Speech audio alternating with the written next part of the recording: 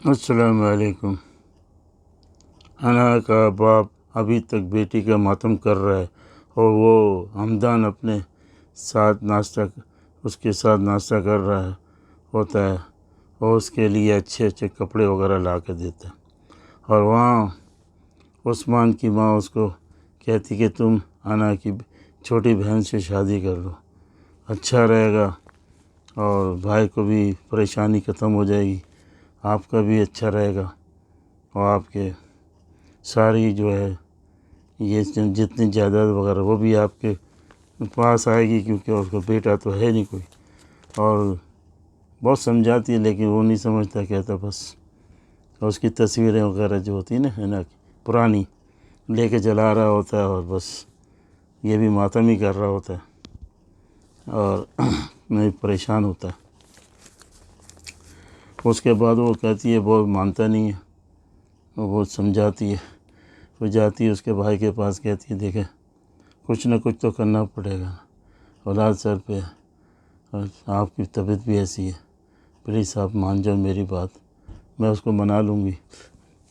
کہتے ٹھیک ہے۔ تو باپ تو اتنا نہیں کہتا، تو پھر اس کو بلاتی ہے، کہتی ہے وہ محمد جان آپ کو بلا رہے ہیں، آ جائے۔ وہ آتا ہے تو اس کو کہتا ہے کہ آپ کا قصور تو نہیں ہے، لیکن میرا ہی سارا قصور ہے، جو تم نے اتنا مجھ سے شکایت بھی نہیں کی، میں آپ کی بہت عزت کرتا ہوں، معافی چاہتا ہوں۔ پھر وہ کہتا نہیں ابا جان، وہ مامو جان اس طرح نہیں کرو، معافی نہیں مانگو، یہ میری اپنی مرضی سے میں کہہ رہا ہوں آپ سے کہ ہاں ٹھیک ہے میں شادی کرنے کو تیار ہوں، لیکن میری ایک شرط ہے۔ اب وہ شرط اس قسط میں آپ کو نہیں پتہ لگے گی، اس کے لیے وہ کہتا ہے تو پوری قسط میں نے دیکھی، اس میں کچھ نظر نہیں آیا، تو اگلی دفعہ پتہ لگے اس کی۔ میرا خیال ہے یہی ہوگا، گھر بار میرے نام پہ کر دو، ایسا کچھ ہوگا، کیونکہ یہ لالچی تو اس کی ماں بھی ہے اور یہ خود بھی ہے، گھرانہ ہی سارا لالچی ہے۔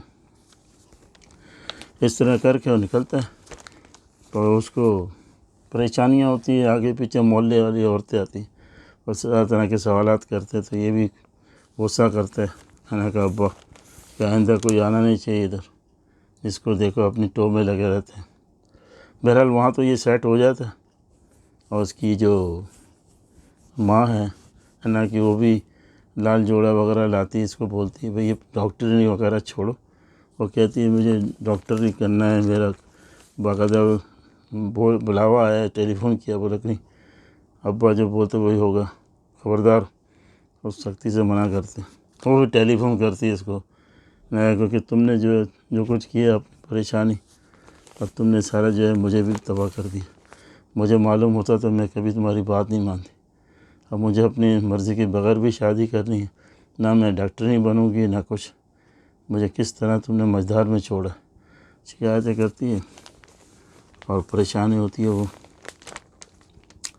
پھر یہ جو اپنا ہمدان، تو وہ اس کی رضا کی بہن آتی ہے نیچے گاڑی لے کے اور ٹیلی فون کرتی ہے، ہمدان کو کہتی ہے کہاں ہو یار، امی یاد کر رہی ہو اور آپ جو ہے آنا ہی چھوڑ دیا یہ وہ، تو یہ کہتے ہیں گڑیا یہ وہ، تو بولتے ہیں مجھے گڑیا مت بولو۔ بہرحال وہ کہتا ہے ٹھیک ہے میں نیچے آ رہا ہوں، کیونکہ اوپر آئے گا تو وہ اوپر ہوتی ہے، اس کا بھید تو کھلنا ہے نا، کب تک چھپائے گا یہ۔ بہرحال پھر چاہتا ہے نیچے جا کے اس کے ساتھ چلا جاتا ہے، اور اس کو تو نہیں پتہ ہوتا کہاں گیا۔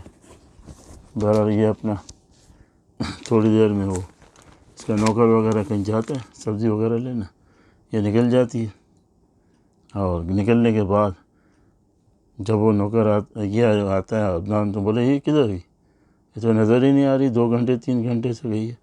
بولا ہاں میں تو سمجھا آپ کے ساتھ گئی ہیں۔ ارے تم کو مجھے پوچھنا تو چاہیے تھا بھیا، پوچھے بغیر ہی ہے خیالوں میں آ گیا میرے ساتھ چلے گئی، میں تمہارے ساتھ تو گیا، تمہارا دیکھتا نہیں تھا، میں اکیلا گیا ہوا تھا، مجھے بلانے آئی تھی وہ رضا کی بہن۔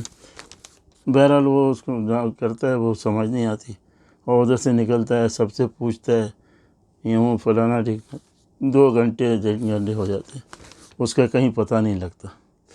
اب مجھے تو آئیڈیا یہ ہوتا ہے کہ وہ شاید اپنے باپ کے یہاں گئی ہو، تو کیسے مطلب وہ بھی اگلی قسط میں ہی پتہ لگے گا، میں تو نہیں کہہ سکتا، لیکن یہاں پہ یہی ہے۔ اور وہاں پہ جو ہے نا وہ لال جوڑا وغیرہ سلا کے اس کی انا کی ماں کو دکھاتی ہے، پھر انا کی ماں لے آتی ہے، اس کو کہتے ہیں بچ پہنو. اس طرح جب اس کو نکاح کے لیے پکا کر دیا.